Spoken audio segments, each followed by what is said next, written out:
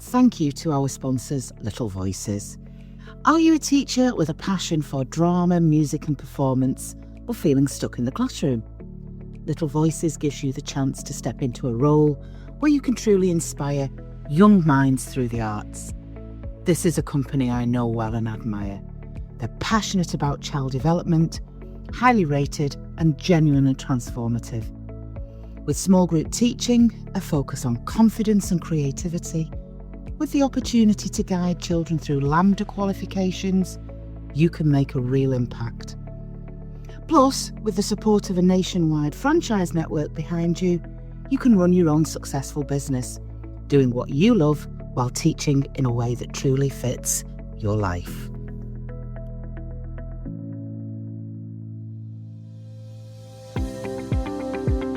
Hello, and welcome to the Pit Pony Podcast with myself, Sharon Cawley, and me, Sarah Dunwood, in which we talk to teachers from all walks of life who exited the classroom from what they thought was a job for life and thrived on the other side of teaching. Coming up in this episode... By now we had a house, it wasn't a little flat. I think it was £1,200, like I weren't earning that, just scraping. Sarah wasn't working, obviously got 3 kids. But I remember being in Citizens Advice Bureau and the person said to me, as a teacher, you will be better off going and signing on. As your family will be financially better off if you go and sign on. And I was like, I've just worked 6-7 years to get to this point. I'm not leaving. Hello, listeners. Welcome to another episode of the Pit Pony Podcast. Now, let's begin with what a traditional pit pony was. Went into education, stayed in education, felt they were born to teach. They were lining up their teddy bears as a kid, giving them stuff to do, marking little blackboards in the classroom. We've not got a traditional pit pony with us today. In fact, we've got quite the opposite. We have got a guest today who, by his own words, absolutely hated being at school, hated every minute of it, was not his safe space at all, left with the square root of nothing academically when he left the classroom, and the thought of being a teacher could not have been further from his mind. Dragged into it behind his back, by the way, by his partner, which we will dig into. We owe her a debt of gratitude. And actually trained to be a secondary school teacher, but ended up doing primary. This is not a man with a plan in many respects. He fell in, he twisted, and he turned. But we've got Dehaan today. And I'm really looking forward to spending time in his space. His energy's fantastic. His humour's there. He's already forewarned us he may drop a few F-bombs, but do you know what? He's in good company. So without further hesitation, Jay, welcome to our podcast. Tell us what it is you're doing today. Today, I'm a curriculum innovation manager in further education. Okay. And it's not your traditional further education. I know it's with an organisation and a company. So we will get into that. So, Jay, it's over to you, my friend. Start us at the beginning and take us through the twists and the turns. Thank you. Like Sharon said, hated school growing up. Single mum, me and my older sister. Early life childhood was crazy, mad. Well, no role models. The role models were kind of people doing the wrong thing. Not much guidance. Mum was brilliant, did what she could, obviously, but just kind of manic domestic violence, seeing things I shouldn't be seeing. It was all normal to me. Hated school, didn't want to leave my mum, so just wanted to be with my mum, didn't like being at school at all. There was no respect because obviously maybe the environment I was in, there wasn't respect for any teachers, any authority. Learning was just boring, just absolutely hated it. Was getting into, wasn't particularly naughty or rebellious at school, just hated being there, would get into fights because, like I said, the environment I was in, that was kind of, I don't want to say second nature, but almost normalised. So we'd get into fights, just was hardly ever there. Hated school, primary school. Things took a bit of a drastic turn in year 5. So leading up to year 5, obviously in and out of school, hated it. and then started limping like really heavily, but was really sporty. So I was doing this really heavy limp. I remember my mum saying, "Oh, you're lying. You're like John Wayne the way you're limping," because it was so exaggerated. In the end, took me to hospital. They had a look. A&E had a look. Oh, it's fine. Just a boy being a boy. Nothing. Sent home. Limp carried on. Well, mum just thinks I'm doing it because it's so exaggerated to get out of school. Must have been a few more weeks, months. Ended up going to the GP. And I'll never forget, it was like the oldest man I'd ever seen in my life. The doctor, really nice, but I just remember thinking he must be the oldest man I've ever seen. And I remember him saying, it's a long shot, but I think it might be this. It's a bone disease called Perthes disease. If it is, it's really rare because it's more common in toddler girls. And for you to be a 7, 8-year-old boy, 9-year-old boy. But anyway, X-ray, he was right. Half of my ball joint and the top of my left hip was gone by that time because obviously there was no protective layer on the bone. And I was on that X-ray, the consultation or whatever it was, from literally when we left that room, I was no weight bearing. And at the time, weirdly enough, we're talking, must have been mid 90s ish. They didn't give us a wheelchair. You had to pay. I think something to do with the Red Cross. Like when we obviously was skint, my mum literally piggybacked me home, would carry me around the house. I was dumped on the settee. Couldn't go back to school because, well, my mum maybe did send me, but the school was 2 floors. Obviously, I couldn't get up and down. Ended up getting a wheelchair a few weeks later. And then basically I spent the next 5 years with this disorder because I had to wait for the ball joint to grow back because they couldn't give hip replacements because you have to keep having them. And my legs were casted from both thighs to both ankles with a bar across the middle to hold the hip in place. They tried a bit of homeschooling, but no, I just hated everything even more by then because now I can't do anything. Even I can't run around, I can't play football. And then the woman that tried to do homeschooling, I remember maybe seeing her a handful of times and it obviously just didn't work. Then had to go back to school eventually. So they put me in a school, a mainstream school, but it was all one level. So an inclusive mainstream school, and a bus would come and pick me up. But I remember getting on the bus and obviously I'm in a wheelchair, but I was on the bus with kind of some really heavily disabled children. So I'm a bit like taken really aback by all this. Like, what's going on here? They're taking me to this school.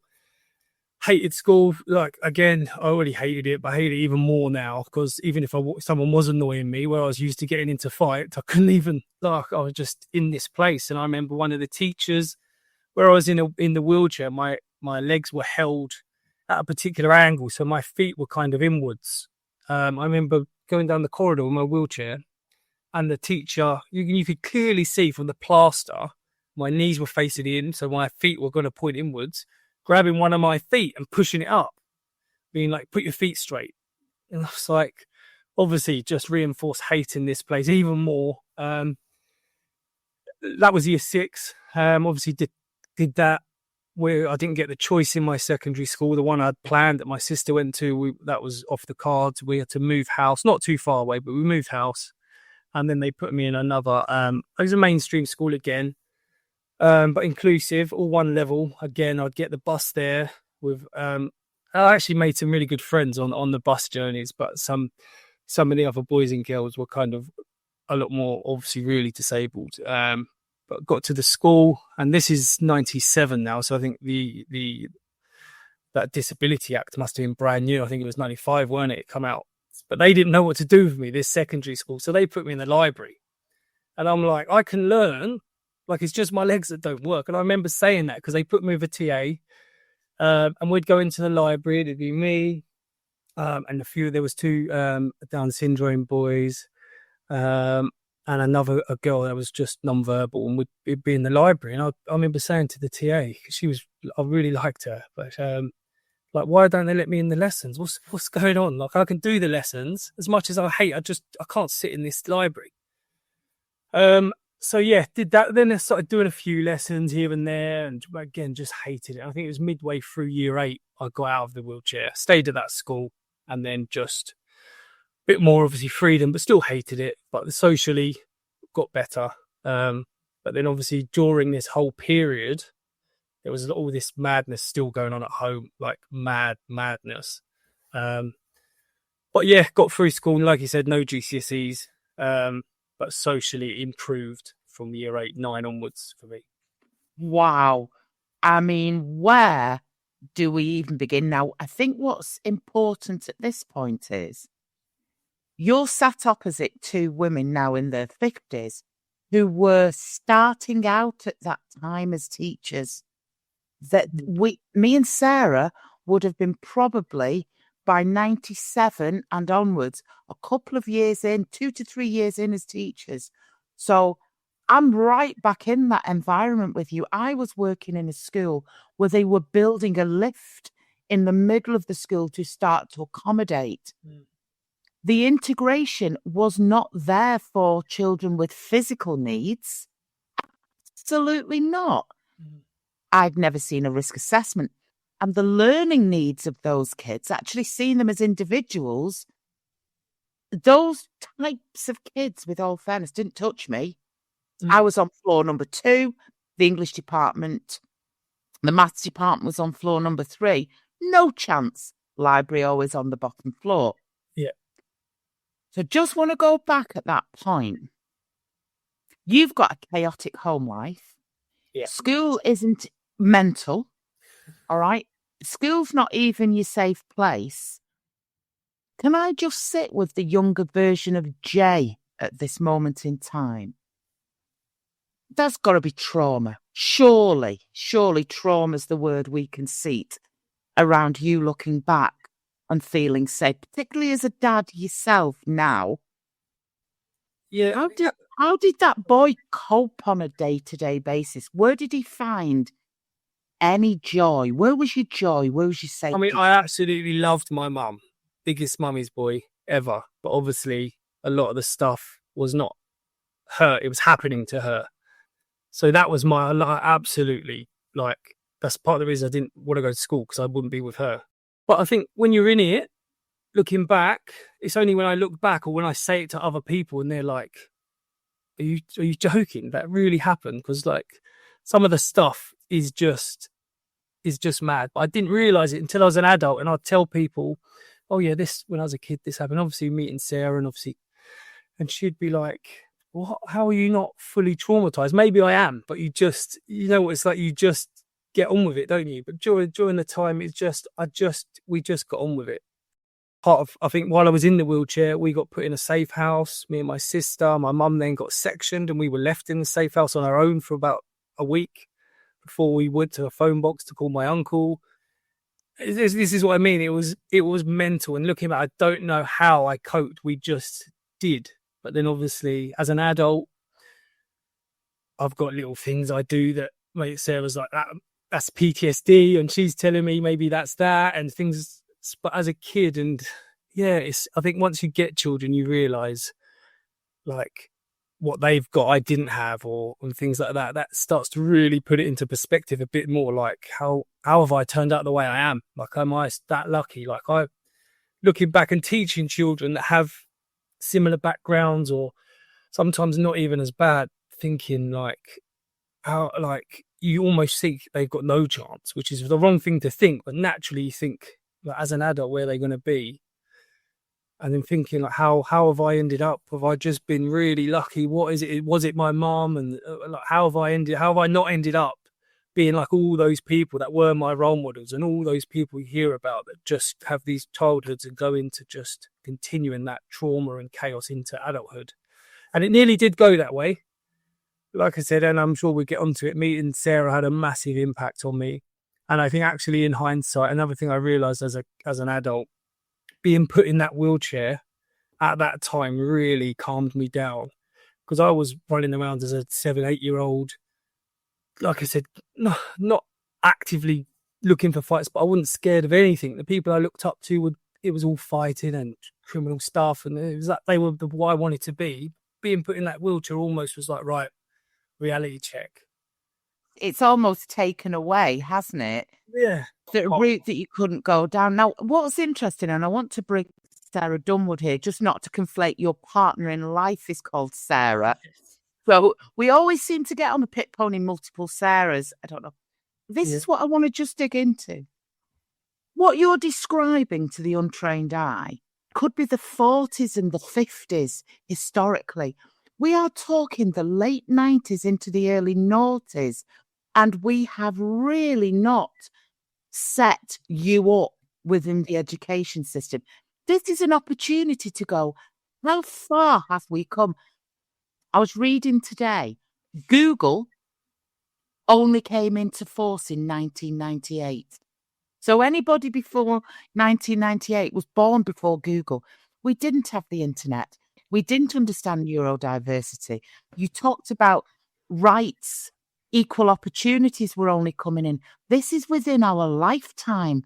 We've come so far as an education system that it's almost a time, is it not, Sarah, to take Jay's circumstances and go, there's a lot to celebrate within education, within what's going on at the moment.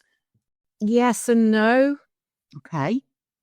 I'm distinctly remembering a student that I had who had Perthes, and that was the mid, whatever they were called, the 2000 and teens. So it was like 2012, 13, 14. Yeah, we had a lift, but we still weren't accommodated for him. And the Equalities Act had come in 2010. And we had another student. She was the most amazing girl. She ended up having a full leg amputation from the hip. Wow. And that's where I wondered. I did genuinely think, oh, is this going to be the strangest coincidence? And she had to. We made accommodations for her, but I would say she had to make more accommodations to stay in mainstream than we could reasonably make for her. So I think, yes, we have come a long way, but I still think there's so much more to do, and that would take us off down a different pathway. I think where you were, and I remember those times, mid-90s, very well, there were two types of schools. There was mainstream and there was special. And regardless of whether it was right or not, if you could not, and listeners, I am using air quotes, fit in mainstream, you went to special. That was the reality. And it's really interesting listening to you, more so in some respects to do with how you and your sister were missed, and how because that would not happen now. The level of safeguarding, that would not happen now. I'm not convinced, knowing what I know about SEND support and everything else, I'm not convinced that all schools would be set up to accommodate even now.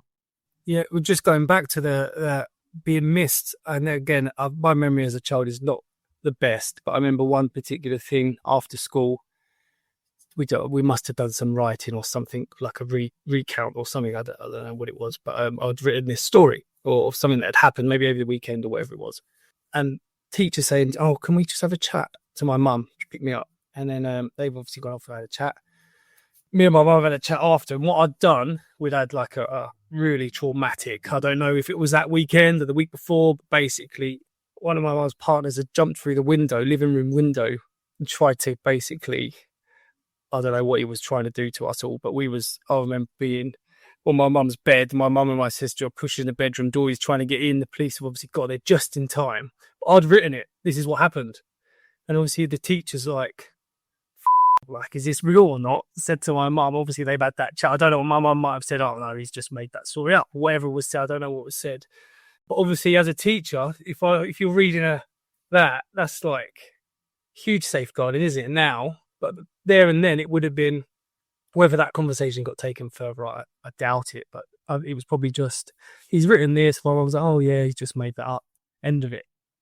But yeah, again, that's just when you said about the safeguarding, that's one of the memories I've got of, that would have been a point as a teacher when you sometimes in children's writing, they write things and you're thinking, it raises a lot of questions, doesn't it, sometimes? So yeah. Thank you to our sponsor today, Emma Louise Bennett from the Empowerful Club. Emma is a joy expert and ICF transformative life coach. She helps women and children build lasting confidence, reconnect with joy, and feel empowered in who they truly are. Whether you're navigating midlife burnout or your daughter is struggling with self-esteem, she offers science-backed, soul-led coaching that transforms from the inside out. With 20 plus years in education and a background in positive psychology, she specialises in helping both generations overcome self-doubt, strengthen boundaries, and rediscovers what makes them shine. This work is about more than confidence. It's about lifelong joy and emotional resilience, passed down from woman to girl. For sure. You go back in time, and safeguarding as it is now is only in place because of things that happened after that period of time, 2002, 2003, 2000. You fell in a period of time where I think there was movement, but the cracks were still really wide. This was pre Every Child Matters, the Victoria Columbier situation, and we should not be talking to a teacher, quite frankly, is everything that keeps coming through in my head. But yeah, interestingly, the wheelchair, to a certain extent, was your saving grace. Because, like he said, it literally did incapacitate you to go down a route where you could be going out at night, standing on street corners. Where were you based, Jay? I'm assuming this is down south in London. We were just outside of London in Middlesex. Just around there. We started in Hillingdon, and then because of the wheelchair, we moved to a place called Uxbridge, because one of my primary school got moved to was Ruislip, so all around the same area. Then the secondary school I had to go to was in Hayes. That's just outside of West London near Heathrow.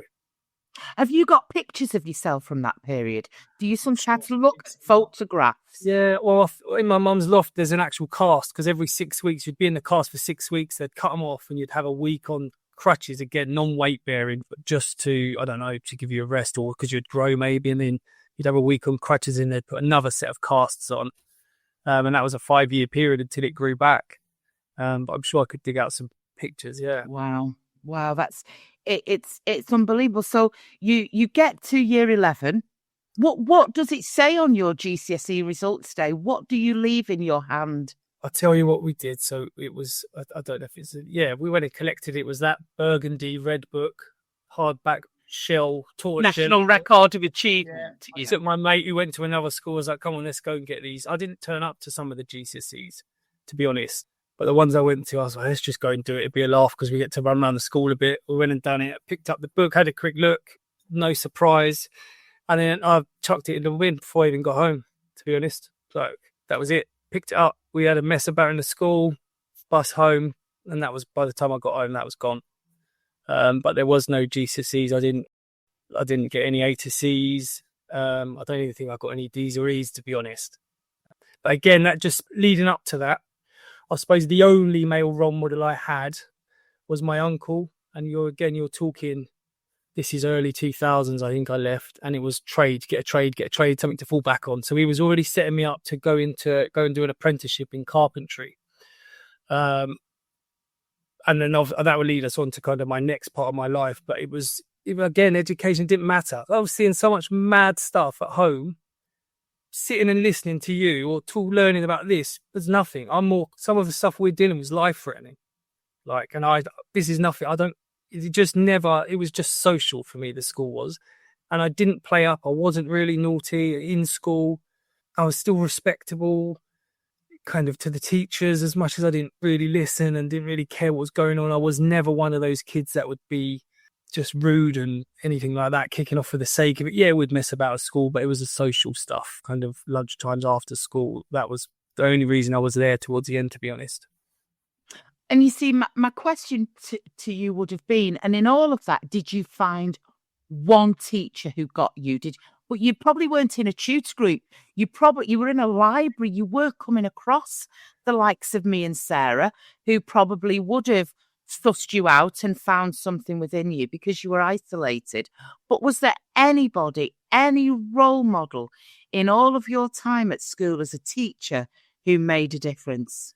I think at the beginning, I remember, again, it's probably just a football link, but there was one woman in primary school, pre-wheelchair, and I just remember she supported Brentford, but I really liked her for some reason. Going into secondary, while I was in a wheelchair, no, absolutely not, except for one moment, which I'll come back to. And then when I came out of the wheelchair and was actually in a form group and it was a bit more kind of normal, not really. There was a few teachers I didn't mind. They was all right. They'd speak to you kind of on a decent level, if that makes sense, not at you. But I think one particular thing, and the thing that must have planted the seed about me having, just on a whim, saying to my partner when we first met, I'd love to be a PE teacher, was one lesson. I'm in a wheelchair. They're doing rounders. Now I'm used to either not being invited to the PE lessons or getting there and sitting on the side watching. But we get to this. It's in the hall, PE lesson. They're doing rounders. I don't know why I was in the hall. Maybe it's raining, but we're in the hall. And he says, Jay, what are you doing? Come on. And I'm like, are you not looking at me? Like, what? I'm in a wheelchair. Like, completely taken aback. He was like, well, come on, get involved. And this might have even been a supply teacher because I can't never remember anything else from him. But anyway, he's come on. And I'm obviously like completely like taken aback by it. He's like, you can hit a ball, can't you? Your arm works. I'm like, well, yeah, of course I can. He's like, right, you hit the ball, so-and-so will do your run for you.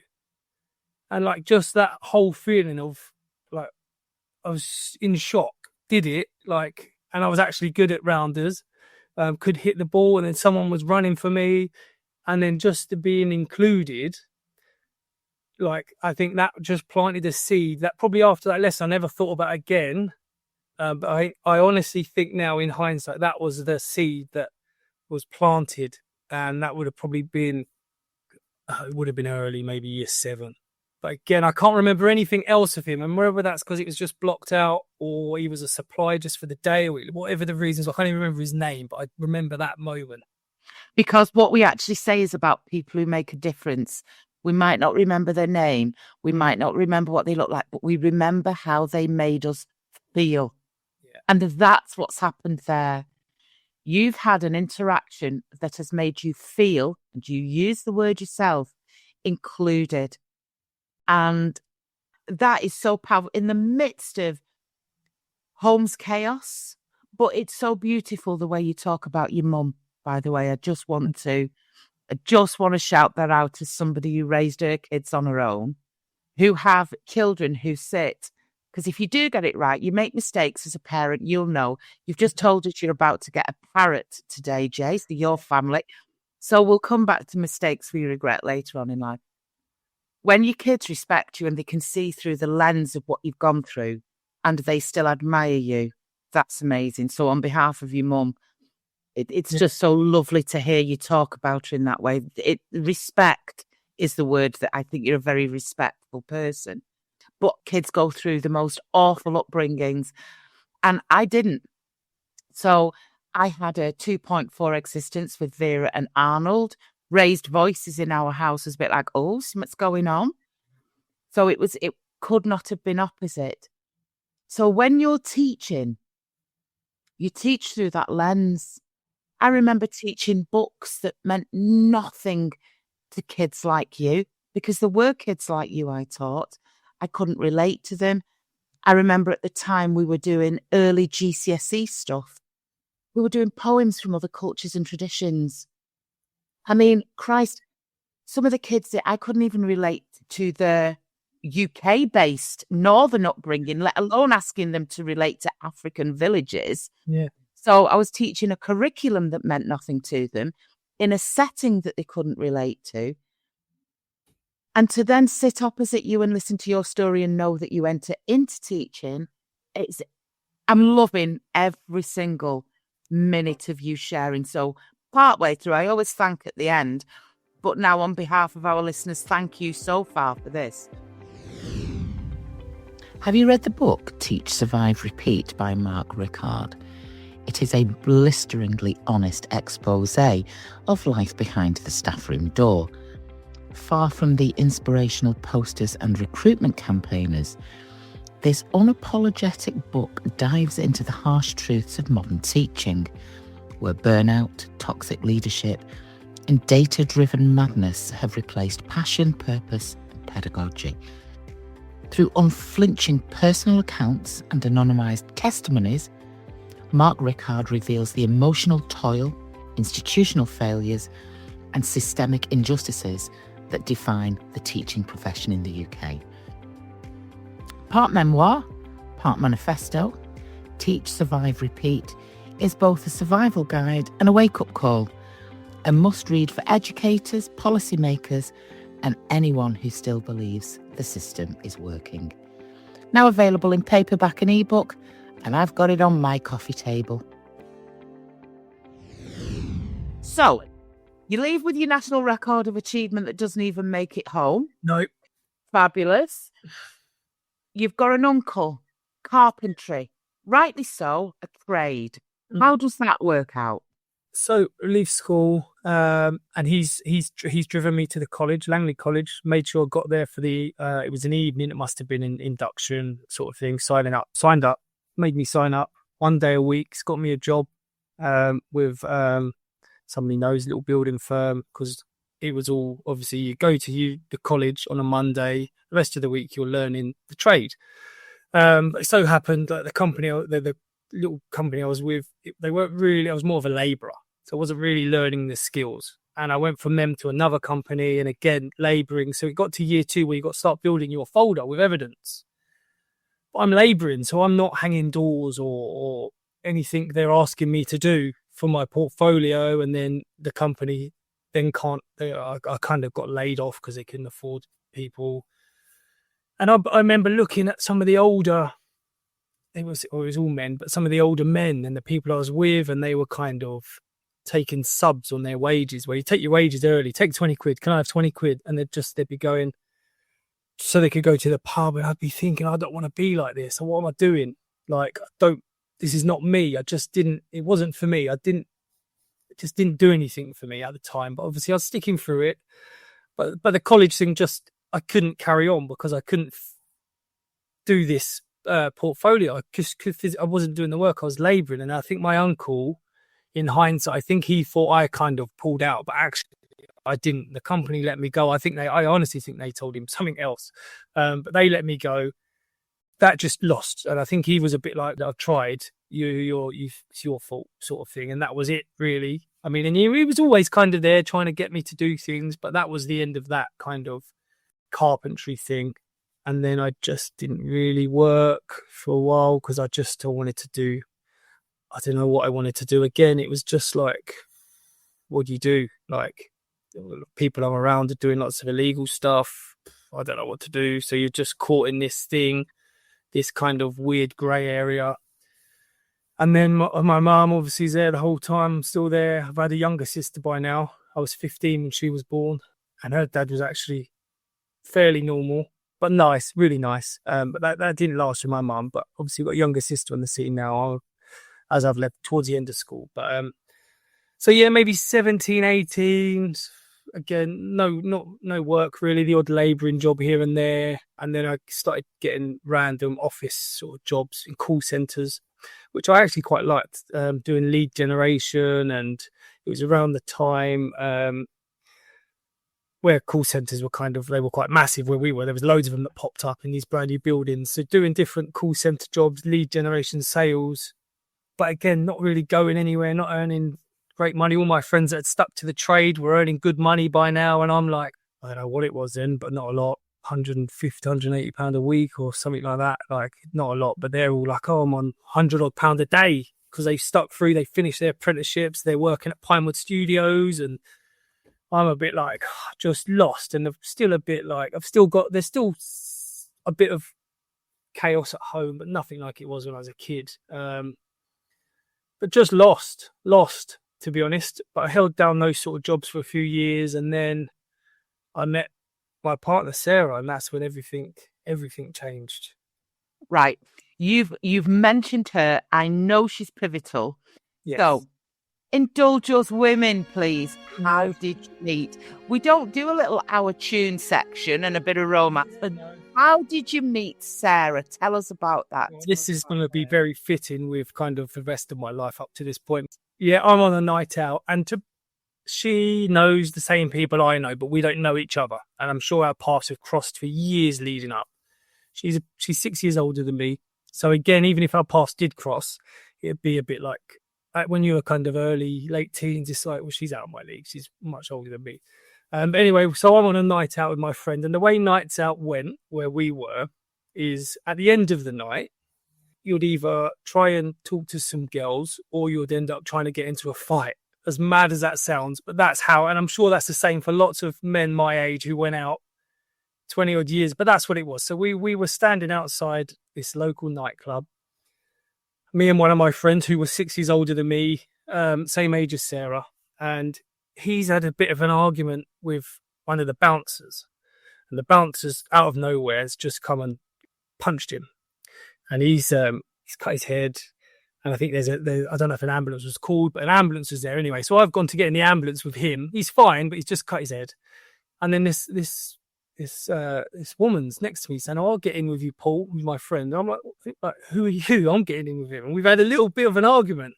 And I can't remember who got in the ambulance. All I can remember, I don't think any of us did. All I can remember was we were both in A&E waiting for him. And obviously we've got talking in A&E. And that set it off. And then a few weeks after that, I've gotten a request on Facebook. At the time was new or fairly new. I got a message. And then I got an invite to a birthday party thing she was having at another local nightclub in Beaconsfield it was. And then it just went from there, just full speed ahead from that night onwards. But that's how we met in A&E. And was she different? Something about her at that point that went, this is the kind of energy, the kind of person, the kind of outlook I want. Everything. Am I right in assuming she fell for you and thought, right, let's get this untapped potential focused in the right way? Was it Sarah who first suggested teaching maybe to a guy with no qualifications? Yeah, it was. I mean, it's just everything about her. Like, it's as cheesy, and I hate saying it. But it was like love at first sight. It really was. But I was still like, she's older. This is not really going to go anywhere. But anyway, it did go somewhere, and it was. But just everything about her. She's up front, says it how it is, and it's just what I like. People like that, straight down the middle, no messing about. I'm not going to say things just because I think you want to hear it. It's just straight down the middle. And obviously, as things have progressed, and bear in mind, I'm struggling for work. She's held down a job. She's got a bit of savings, not loads, but a bit of savings. Comes from a fairly normal upbringing.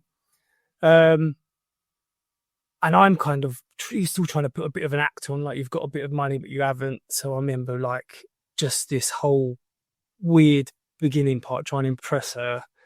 And then fairly early on, it was like, because if she was older at the time, it was like, right, she put it all on the table, like serious, like I'm serious about kind of relationships, blah, blah, blah. It's not long before I'm going to want children. I'm not messing about. You're either in it or you're not. And we're talking, maybe it was a year in.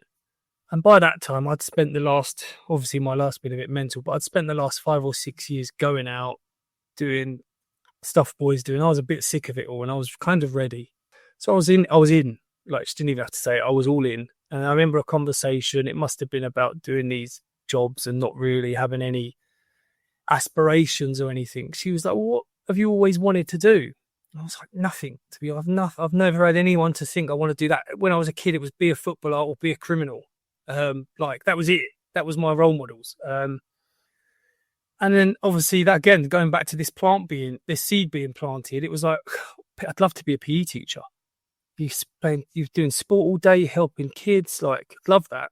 But I got no GCSEs, and you got to remember as well, university was a massive thing growing up. Going to university was huge. So that was off the cards for me. Anything like that was off the cards. No one in my family had ever been. It was just off the cards. But I was like, I've got no GCSEs, so I've got no chance. And obviously she was a bit more clued up in kind of what you do, the routes. And then, I don't know how long later, she was like, oh, I've enrolled you on an access course, access to education at Harrow College, 1 year course. You do your equivalents. You go start your degree. And I was like, but what about my work? Got to earn money. But we were still we weren't living together or anything yet. She was like, oh, I'm working, it's fine. For whatever we need to do, I'm fine. I'll earn the money. It's fine. Go and do the course. Which I did. And I mean, I didn't love that course, but it was hard adjusting and getting back into something you hated your whole life. But there was a purpose and a vision. So I was driven, like, let's let me do this because I want, like, for Sarah as well, but let's sort my life out. Did it, and I actually did quite well. I did really well on that. I think it was, the way it was graded was like distinctions and all that. And I did quite well. And then did all the UCAS stuff. And then I got offered, it was a foundation degree, so I had to do another year again, but at London Met in North London on a sports science and PE degree, full time, but it was like 2.5 days a week. And we had just got a flat, renting a flat. I think it was like $650 a month. And then I was like, well, I need to get a part-time job. So I was working part-time for Blockbuster Video in their office, their head office. So I was earning $650 a month. That was my part-time wage. So I was like, right, that's the rent. And then Sarah funded everything else for us. And then obviously got through my degree, 4-year degree, because it was a foundation degree. I had to do the year, which was all the sciences. I don't know, so you might know better, but maybe because it was a science degree, you had to do your biology and chemistry in that first year. And then all the sports stuff was the final 3 years. Did it. By the time I got to year 3, we had our first child. So working full-time, uni, dissertation, child, rent, all this stuff was like stress. Did it, just graduate. I think I ended up with a 2-2, which I was a bit gutted about, but I was like, I'm done. As long as I didn't fail it, I'm done. But I was like at the point where I said to her, I'm not doing it. I'm so stressed out. I'm going to go and get a job. And obviously she's, no, don't be silly. You've done all this hard work now. You got to do it. And I was just like, no, I'm too stressed out. I can't do it. I don't want to do secondary anymore. I've done a few placements and not enjoyed it.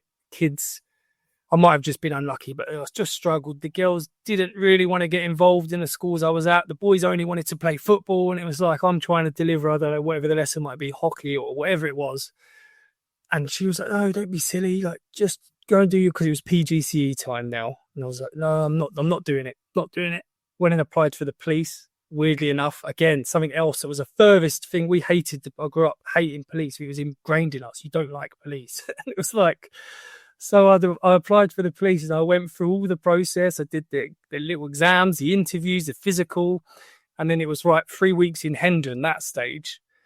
And then I backed out again because I'd spoken to somebody who taught him both. And he said, why don't you ever go to primary? It's lovely. The kids are lovely. It's like you can do PE. Some schools let you specialise in PE. So I was like, oh, why not? And I was just on a whim, I'd sent just random emails to all the local schools about getting a direct placement if I can get on the PGCE, because I'd been accepted at Brunel in Uxbridge for the PGCE. And then one school got back to me and was like, yeah, come in for an interview. Had it, got accepted. They said, yeah, we'll take you on. Schools Direct it was, that's what it's called. And it was probably the best school in a not very nice area. So I don't know why they took me on. It was a Church of England school. People were lovely, but for me, again, something a million miles away. They were not like the people I was used to. So I've gone in. I remember my first ever, it wasn't me taking the lesson, but my first day, my mentor, who at the time I really didn't like, but in hindsight was amazing for me. She was a year 2 class and she was reading the Mexican version of Cinderella, because the topic was Mexico and it was a literacy lesson. And I remember her saying to me before the lesson, as I'm reading this story, can you just write down all the adjectives on the flip chart so we can discuss it? So I'm thinking, I don't know what an adjective is. Like, what am I going to do here? So I've just tried to wing it like I've done my whole life. And she's, to be fair to her, she didn't say anything after the lesson. She was like, do you know what an adjective is? And I was like, no, I'll be honest. I've just come from a sports science degree. I honestly don't know. And she's like, right, okay, we've got a lot of work to do. And like I said, she was really hard on me. And at the time, it was like, I don't like her. But in hindsight, she was amazing. But I loved it, even as hard as I found it. And you're talking a year 2 curriculum. As hard as I found it, I absolutely loved it. Loved working with the kids. I loved especially kids that had been similar backgrounds from me. I loved kind of getting in there. The observation, she was really good. And what I say at the time, I hated it, but in hindsight, she kind of made everyone in the school come and observe me. She'd make a point of observing me. So it was just second nature being observed. And it was never, my whole career as a teacher was never an issue. People would be themselves on observation week or drop-ins towards the later years. So I was like, well, it's just a chance to show off, show how good you are. But that come from her. But you know what's amazing? In all the pockets of your life you've just been talking about, I did a tally. I think you said the word loved about 6 or 7 times in one complex sentence. Oh, really?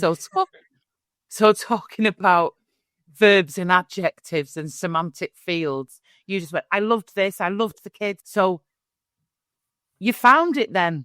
You found for the first time, I mean, you talked about Sarah with such love it was untrue, but you actually articulated a place that you loved being in. Even though I really felt like I didn't fit in, weirdly enough, because it wasn't what I was used to. And I just thought, how have I got here? It was almost that imposter syndrome for the first, God knows how long, probably to the end. Even now, I still get it a bit. But yeah, ironically, because Sarah will talk about imposter syndrome, and it never leaves you, does it, Sarah? I mean, let's face it, it never leaves you, that level of imposter syndrome. Daily. You were leading a big training session on AI the other week, weren't you? And somebody went the night before. I was like, "Who am I? Who am I to be teaching this? Like, what on earth am I doing?" I actually had to confess at the start. Yeah, I've got raging imposter syndrome, and then it went away because I confessed it. But yeah, daily. Interesting. Jay then talked about loving lesson observations because it was a chance to show off. So this is like complex imposter syndrome. I think it's not your typical one. So this is your school's direct placement. Yeah. You're with a year 2 mentor who's, I love her already. Women feature strongly in your life, my friend. Yes, they do. Yeah, they really do. So you're plowing through, you're doing your placement. How's it work out? What happens? I loved it, but this is when in my life everything clicked, as if hard work beats everything. Just work hard. And because I went away and I just worked so hard. I just did everything I possibly could do to be the best I could be in that. And like, I was just tunnel vision, like, because that love was there straight away. So I just worked really hard, threw myself into it. It was an academy. So I did with the year 2. Then I went to one of the other schools in the academy, year 5, another really good mentor, female again. Really, she was from Hungary, brilliant, to the point. She said to me, day one, don't think you're getting don't think I'm going to give you outstanding. And I was like, what? She said, you're never going to be outstanding. As soon as you get that in your head, you'll be a good teacher. Like, don't ever think you're outstanding. She said, if I give you outstanding, you're going to go into your NQT year thinking you're outstanding. I don't want you to have that mindset. I want you to constantly think about, I need to improve. So she was good. And I liked that year 5 class because the kids were a bit older, and I realized you could have a bit more, I hate the word, a bit more banter with them. And I really enjoyed that. And again, I've still got a bit like, how have I ended up here? But just loved it. And then the other year 5 teacher in that school was leaving summer 2 term. Summer 1, she was going at the end of summer 1. And the school said to me, listen, do you want to take that class? It will be on we can't pay you as an NQT, but we pay you up to some holidays and then come in as an NQT next year in year 5. So I was like, yeah, well, yeah, 100%. Of course I do. So I took it and I kind of had my own class, and it was like, wow, this is amazing. It was only for that short kind of summer 2 term, but absolutely loved it. That sense of freedom and having your own classroom. Like, I was so proud of that. Ironically, when you've not been allowed in a classroom all the way through you at school, you've now got your own that you can get into. Wow, I love it.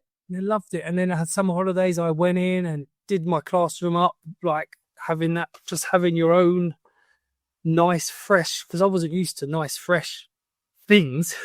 So I've got this nice, fresh building, like in this room, done it up. Did my NQT year, absolutely loved it. A person I got put with, again, another female, really, she was amazing. I had a great relationship with her, and we did really well in year 5 that year. And then year 2 came my first kind of full year, whatever you call it, after the NQT year. Started again year 5. They said, do you want year 5? So yeah, happily take year 5. And then the school were brilliant. We had a head teacher, and I remember, and this stuck with me all through my thing. She would, again, I remember her observing me once, and the lesson, I can't remember what it was, but it was an afternoon, and it was going so bad. And I just was like, what do I do? Like this, I can't carry on. It's gone. The lessons, I've lost the kids. It's gone. So I was like, right, I just stopped. I stopped the lesson and kind of went on to something else. And all the while I'm thinking, I've just completely messed this up. She's going to go in on me afterwards in the feedback.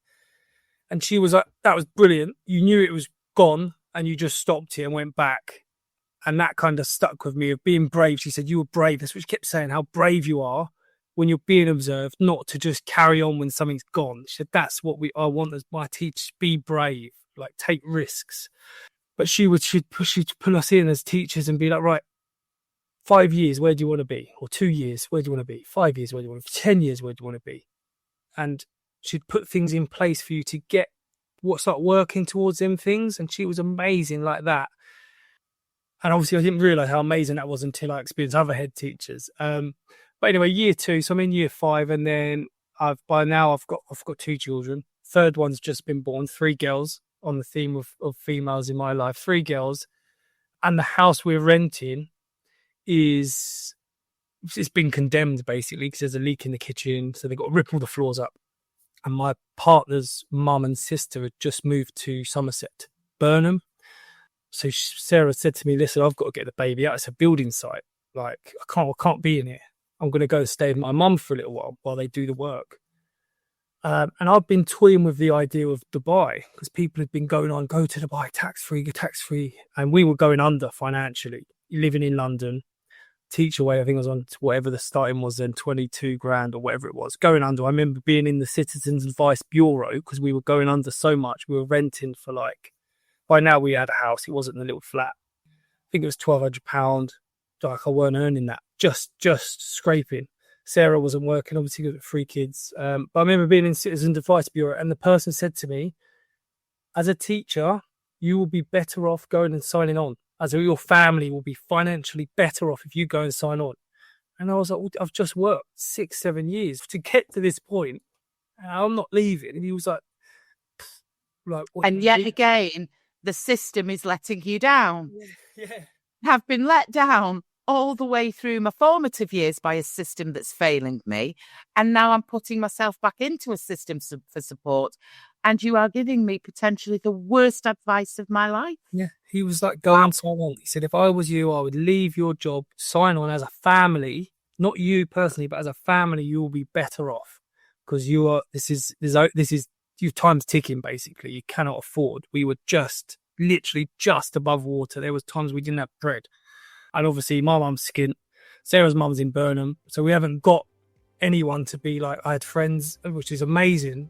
His family would help them buy their first, they're living in now mortgages and all this. So I'm like, I've just worked so hard and I'm still struggling to even eat. Thanks, listeners, for sticking through part 1. Fabulous and fascinating journey of Jay. Loved every single minute. And part 2 will be coming soon. Thanks for staying with us during another great episode of the Pit Pony podcast. And on behalf of myself, Sarah Dunwood, Mike Roberts at Making Digital Real, we wish you all the very best and we'll see you soon. If you wish to contact me directly for a support session or a clarity call for your next steps, please find my link in the comments below. See you soon.